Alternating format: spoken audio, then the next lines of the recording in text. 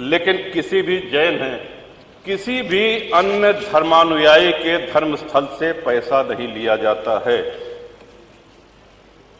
कहीं आपने सुना है मस्जिद से पैसा ले रही है सरकार, चर्च से पैसा ले रही है सरकार? लेकिन 4 लाख के ऊपर हिंदू मंदिर ऐसे हैं जो सरकारी नियंत्रण में है और सरकार चढ़ावे का पैसा उनसे लेती है। जो भक्त जाता है, जो दर्शनार्थी जाते हैं, वो ईश्वर के प्रति अपना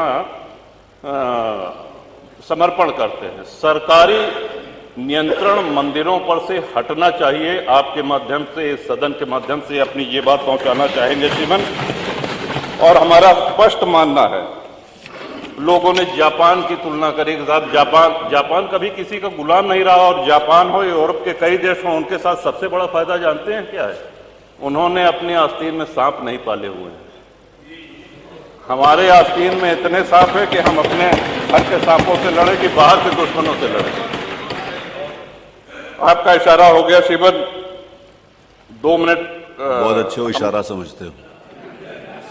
अंग्रेज जब भारत में आए, उसके पहले हमारी जीडीपी विश्व की जीडीपी के 30% से अधिक थी। पूरा व्यापार हम करते थे, और जब गए तो लगभग 1-1.5% बचे थे। हम कंगाली पे आ गए थे।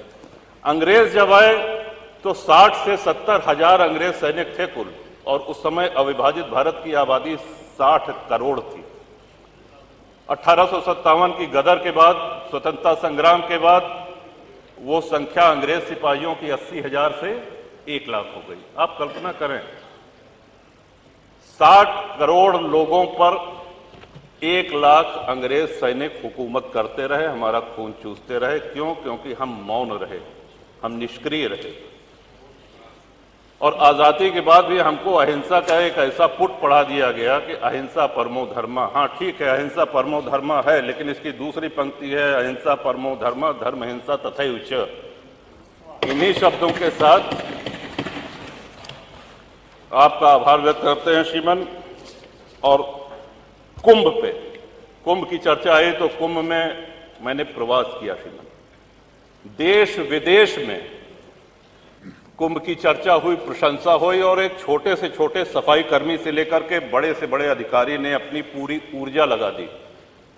मैं समझता हूं कि इतने बार तुम माननीय नेता सदन गोरखपुर नहीं गए होंगे जितनी बार प्रयागराज गए हैं। सुबह न देखा न शाम देखा, हमेशा पहुंचते रहे।